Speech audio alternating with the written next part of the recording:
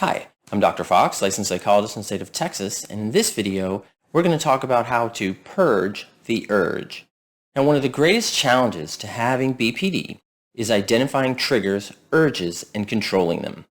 Now, urges often lead to engaging in maladaptive patterns, and one of this channel's paramount objective is to help you identify these urges and manage them effectively. Not an easy task, but also not impossible, though it may feel that way sometimes. Now, let's get started. We're going to talk about how you can purge that urge. I hope you enjoy the video. Like, share, and subscribe. Check out some of the other videos I got. That would be great. And let's get into it. We all have urges, but what are they? Well, an urge is simply a strong desire or impulse to do something, right? Now, these can be activated by many different things, such as external and internal triggers. Common triggers for those with BPD leading to intense urges include like negative affect and poor self-control and an unstable self-image. Let's explore these briefly, right? So what is negative affect? So according to the BPD criteria from the alternative model for personality disorders, this includes emotional lability, anxiousness, separation insecurity, and depressivity. Now, my latest book explores BPD using this model, if you want to learn more about it. Now, as I go through each of these, I want you to get a piece of paper or something that you can mark a rating on, and I want you to rate each of the following on a scale from 0 to 5. 0 being unrelated to you, and 5 being absolutely an urge you feel intensely and very often. Okay, so here we go. Emotional ability. Emotional ability, this is unstable emotional experiences and frequent mood changes.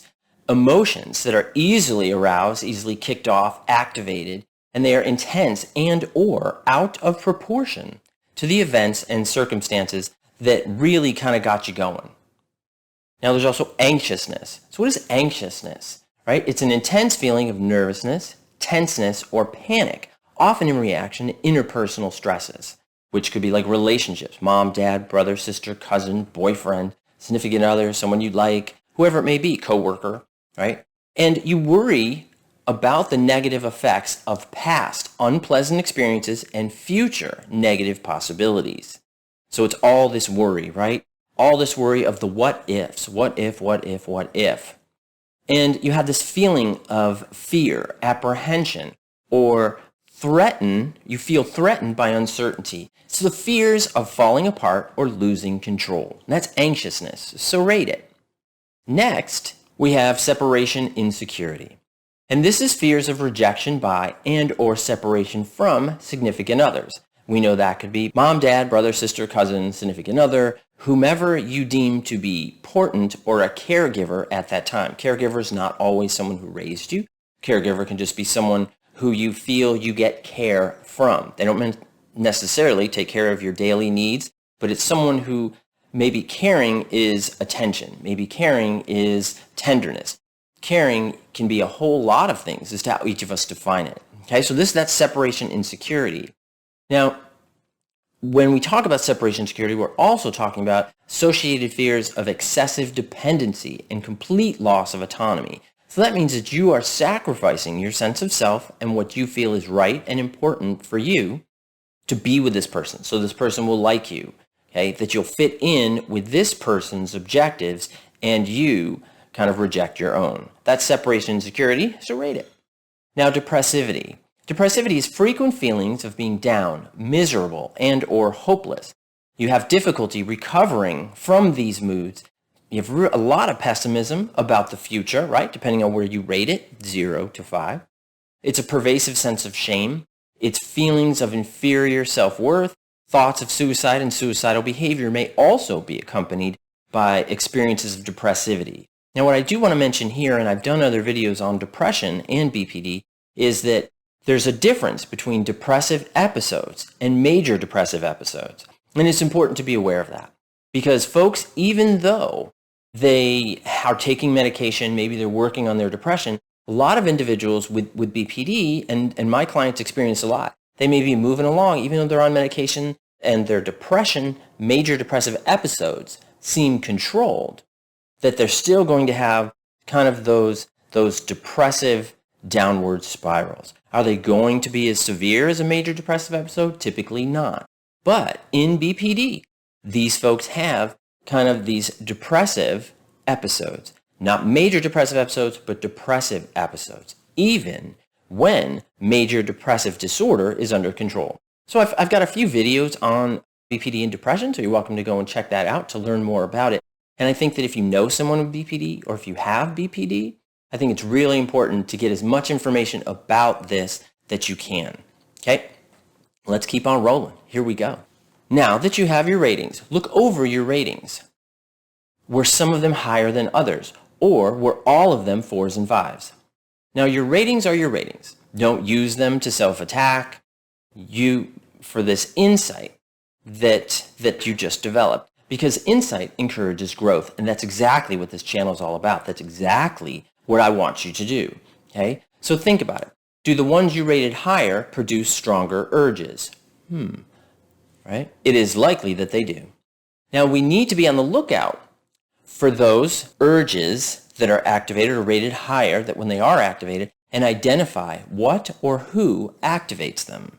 Okay, what are those circumstances? Are there particular individuals, mom, dad, brother, sister, cousin, lover, girlfriend, coworker, whoever, who activates these particular ones? Don't lump them together because we want to tease them out. Because when we tease them out, we're better able to control them as opposed to this giant component of emotions. That's not what we want to do. We want to tease it apart, identify those urges that come out of the activation episodes from things in your environment. Sometimes they're internal too, right? Sometimes you may wake up and you may get an instance of depressivity and something kicked it off.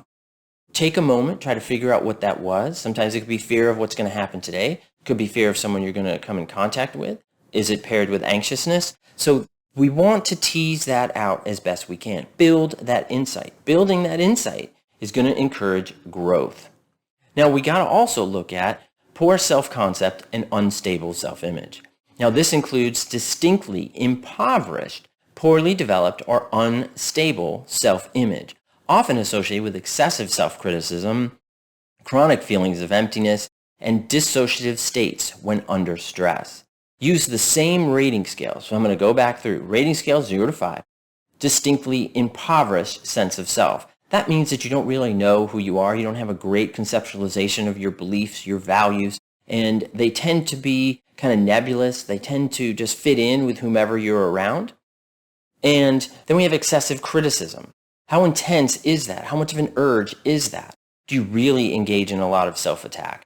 Are you really likely to do that? Under what instances? Sometimes those could be paired with depressivity, with anxiousness, right? Separation insecurity. So we want to look at that as well. What about chronic feelings of emptiness? This is something that's very common in folks with BPD, that they have this sense of this hole inside them. And no matter how much they try to fill it with different things, different experiences, it still remains empty. Doesn't matter how many people are in the room, right? Maybe you're in a club, you're kind of dancing, right? But you feel empty inside, okay? And dissociative states when under stress. Now, what happens here is that in how intense of an urge is this? When you're under a high degree of stress, usually anxiousness is kicked off, right? All those things that we talked about just a moment ago, all those things are kicked off. Your stress has gone up, and you feel this sense of detachment. Now, it's not the same as the sense of detachment that you become another person, okay? That's different. What we're talking about is this sense of separation from where you are and your emotions and feelings. So you feel like you're outside yourself in many ways, and that's a dissociative state. So we want to rate that from 0 to 5 as well. Now, we want to use the same rating scale for your poor self-concept and unstable self-image and broken down like we just did, which will help you get a better understanding again and teasing it apart instead of looking at it just, well, it's poor self-concept and unstable self-image. That's not what we want. We want to try to tease out the components that I just talked about.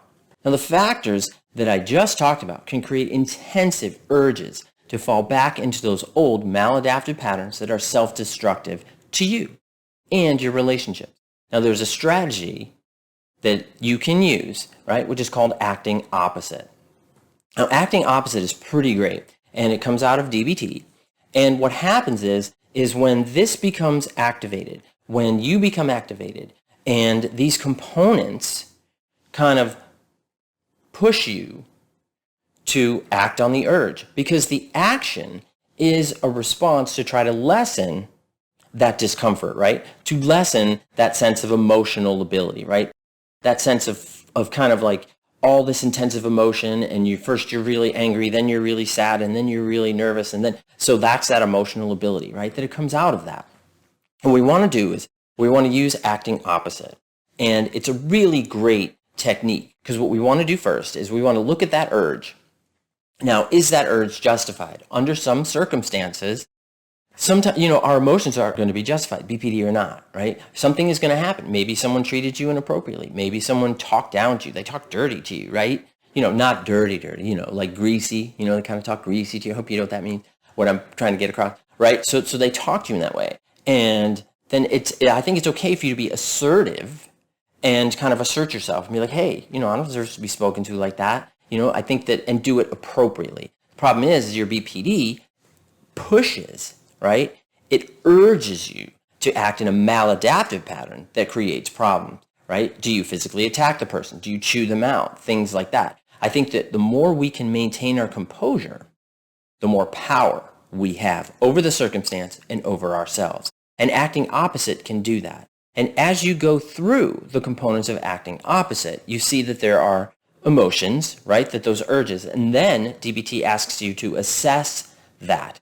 Is it justified? Is it not? Then it gives you components as to how to respond. In what way, right, can you manage it? And usually out of, like, let's say shame. Okay, so instead of engaging in sort of self-attack and having the shame spiral downward, which then, of course, could increase the urge for self-harm, increase the urge of consumption of alcohol or drugs, increase the urge of promiscuity, whatever it may be, then what you're going to do is you're going to act opposite. You're going to do things that make you feel good about yourself, that make you feel proud of who you are. If you do crafts, engage in a craft. If you like to exercise, go exercise. If there's something that you can do to do the opposite of shame, which is build your self-concept, right? Which is something we just talked about that we know is very prominent in those with BPD. So then you're going to act opposite to build this sense of self-appreciation over this sense of shame, so that you are acting opposite and giving yourself a greater sense of control. Now, try this as much as you can. Just kind of look, you can look it up. There's all kinds of stuff out there. You can also seek out a DBT counselor. They're all over the world, stuff like that. And I think it's really good. This is a good exercise to build in to your routine of response so you can purge the urge. Okay? So the more you do this, the better you get at it. Remember, and I've said this a lot, is that, building healthy and adaptive strategies is like ice skating, right? The more you do it, the better you get at it. Okay? And remember that doing these skills, don't just try it when activated and contending with intense urges, but try it when minor things kick off too, right? What are the little things that kind of frustrate you, right? What's acting opposite? Identify the emotion or the urge. Then, is it justified or not? Then, acting in whether it is to say, you know what, this is justified, okay?